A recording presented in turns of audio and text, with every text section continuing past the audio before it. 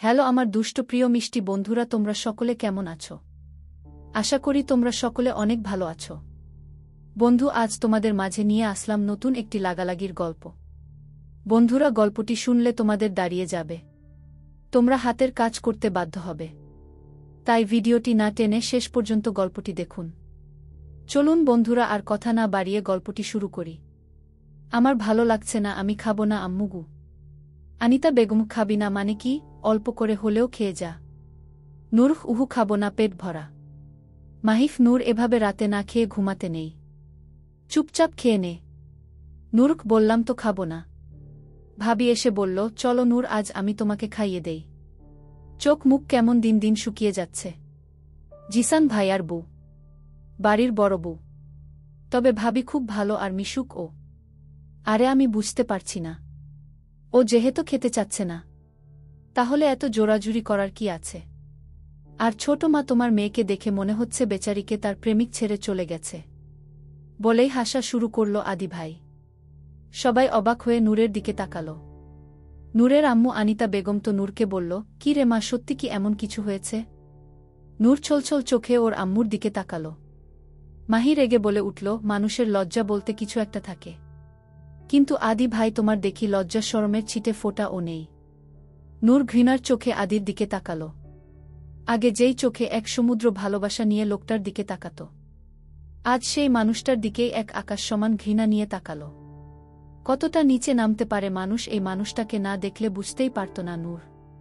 ছলনার আরেক নাম হল পুরুষ, তা নূর তার আদি ভাইকে দেখেই বুঝল। আর কোনো দিন সে কাউকে ভালোবাসবে না, বিশ্বাস করবে না।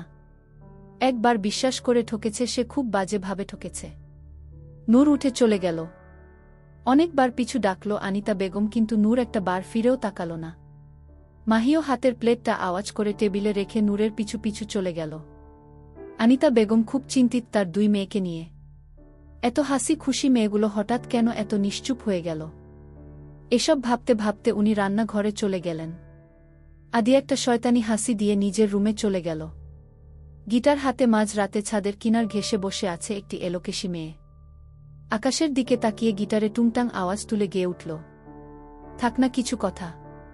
পুরনো ডায়েরির ওই ধুলো মাখা পৃষ্ঠাটায় খুঁজবে না কেউ সেই পৃষ্ঠার মুছে যাওয়া শব্দটা? ভালো না মন্দ সমৃদ্ধ মনের সেই নদীর ভাটা, দড়িহীন শূন্য ভেলায়। তবুও কেন বারবার ভেঙে পড়ে মন? কখন যে আসে সেই অন্তিম ক্ষণ? সাবহা গান থামিয়ে ডুব দিল সে তার অতীতের স্মৃতিতে। তখন নূর ক্লাস 9-এর ছাত্রী। প্রতিদিন আদি ওকে বাইকে করে স্কুলে দিয়ে আসত, আবার নিয়ে আসত। আদি নিজে ওকে পড়াত। নূরের প্রতি আদি খুব সিরিয়াস ছিল। প্রতি সপ্তাহে একবার করে ফুচকা খাওয়াতে নিয়ে যেত। আস্তে আস্তে নূরের ছোট্ট মনে আদি জায়গা করে নিল। ক্লাস 10-এ উঠার পর আদি আর নূরের মধ্যে সম্পর্ক শুরু হয়। নূরের বেস্ট ফ্রেন্ড হল রুহি। রুহি আদি আর নূরের সব কিছুই জানত। আস্তে আস্তে নূর আর আদির ভালোবাসা আরও গভীর হতে লাগল। স্কুল শেষে কত জায়গায় ঘুরতে যেত। দিনগুলো কতই না সুন্দর ছিল। নূর কলেজে উঠল। একদিন আদি তার জন্মদিনে উপহার হিসেবে নূরের কাছে একটা রাত চাইল। নূর তাতে না বলে দিয়েছিল। আদি অনেক রকমভাবে নূরকে বুঝানোর পরেও যখন নূর রাজি হল না, তখন রেগে ব্রেকআপ করে দিয়েছিল। নূর সেই দিন বাসায় এসে প্রচুর কান্না করেছে। তারপর ছাদে এসে গিটার বাজাতে শুরু করল। নূরের একটা বাজে স্বভাব, যখন মন খারাপ থাকে তখনই গিটার বাজায়। নূর গাইতে শুরু করল, দেহের জন্য ভালোবাসা, মনের জন্য না। এমন পীড়িত করবি বন্ধু, জানা ছিল না। এভাবে অনেক দিন পেরিয়ে যায়। নূর আর আদির সম্পর্ক আবার ঠিক হয়ে যায়। একদিন নূর সন্ধ্যায় ছাদে যায়। ছাদে গিয়ে নিশ্চুপ হয়ে তাকিয়ে থাকে সামনে দোলনায় বসে থাকা নরনারীর দিকে। নূরের চোখের সামনে তার ভালোবাসার মানুষটি দোলনায় বসে আছে, কোলে গলা জড়িয়ে ধরে বসে আছে তারই বেস্ট ফ্রেন্ড। নূরের চোখ দিয়ে সাথে সাথেই কয়েক ফোঁটা পানি গাল বেয়ে গড়িয়ে পড়ল নিচে। আদিক তো কেমন লাগলো আমাদের একসাথে। ওফ, আমি তো ভাবলাম আর কয়েকদিন পুতুল পুতুল খেলব, তা আর হলো না। দেখে ফেললি আমাদের নিশ্চয়ই খুব মানিয়েছে, তাই না? শুন, তোকে এই 2 বছরে অনেকবার বিছানায় নিতে চেয়েছিলাম, কিন্তু তুই তো শুধু বিয়ের আগে কিছুই না, কখনো জড়িয়ে ও ধরতে দেসনি। তুই এই 2 বছরে যা দিতে না পেরেছিস রুহি আমাকে এই কয়েকদিনে দিয়েছে। আমার ভাবনার থেকেও বেশি দিয়েছে। নুরকছি ভাইয়া, তুমি আমার চাচাতো ভাই, সেটা ভাবতেই আমার ঘৃণা হচ্ছে। আমি তোমাকে ভালোবাসতাম, তোমার মতো এতটা নিকৃষ্ট মানুষকে আমি কিভাবে ভালোবাসলাম। নিজের প্রতি নিজের ঘৃণা হচ্ছে। এতটা নিচে নামতে পারলে তোমরা। আর রুহি, তুই তো আমার বেস্ট ফ্রেন্ড ছিলি। সবথেকে বড় কথা, তুই আমার ফুপিমনির মেয়ে, আমার বোনের মতো। রুহি, হে বোনের মতো, কিন্তু বোন তো নই, তাই না? আর সারপ্রাইজ কেমন লাগলো বলেই দুজনে হাসতে লাগলো। আদিক, আচ্ছা তোর কি মনে হয় তোর মতো গাধা, বোকা, আনস্মার্ট, আন্টি মার্কা মেয়েকে আমি বিয়ে করব? আমার জন্য রুহির মতো স্মার্ট, মডার্ন, মেধাবী মেয়ে ডিজার্ভ করে। তোর মতো মেয়ের সাথে শুধু প্রেম প্রেম পুতুল খেলা যায়। অপমানে নূরের চোখ দিয়ে অনর্গল পানি পড়ছে।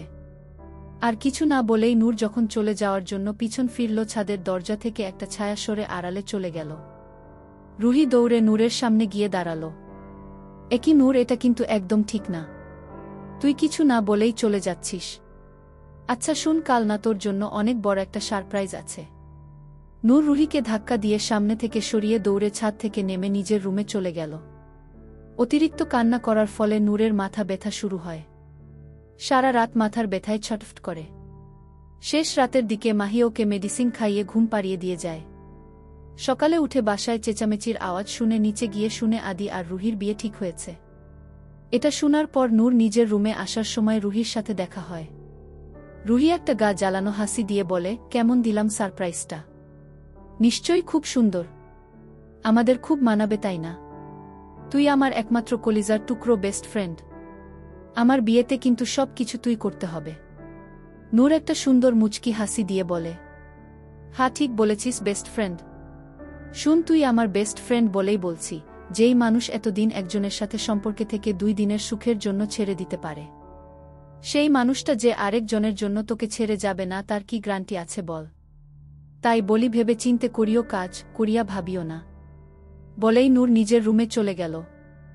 নূরের যাওয়ার দিকে তাকিয়ে রুহি রাগে গজগজ করতে করতে বলল, ভাঙবে তাও মচকাবে না। তেজ দেখে মনে হয় প্রিন্সেস ডায়না। তারপর আদি আর রুহির বিয়ে হয়ে যায়। নূর ও রুহির কথা রাখে। রুহির বিয়ের কেনাকাটা হতে শুরু করে বিয়ের দিনও নূর খুব সুন্দর করে সব কিছুতেই সবার সামনে থাকে। বর্তমানে নূর এসব ভাবছে আর নিঃশব্দে চোখের জল ফেলছে। মুখ দিয়ে যেন শব্দ বের না হয় তাই ঠোঁট কামড়ে আছে। চোখের পানি মুছে নিল, তারপর হাতটা শক্ত করে মুট করে বলল, মিস্টার আদি চৌধুরী, আপনি একটা চিটার, একটা ঠকবাজ, একটা প্রতারক, একটা মিথ্যাবাদী। আমার কি দোষ ছিল? কেন আমার মনটা নিয়ে এভাবে খেললেন? কেন কেন আমার বিশ্বাস নিয়ে দিনের পর দিন খেললেন?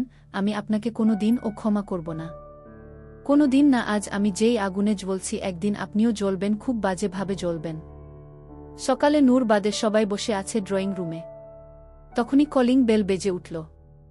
মাহির বড় আম্মু বলল, যা তো মাহি, দেখ এখন আবার কে আসলো। আচ্ছা বলে মাহি গেল দরজা খুলতে। দরজা খুলে স্ট্যাচু হয়ে গেল মাহি। প্রায় 6 ফিট লম্বা একটা সুদর্শন যুবক দাঁড়িয়ে আছে।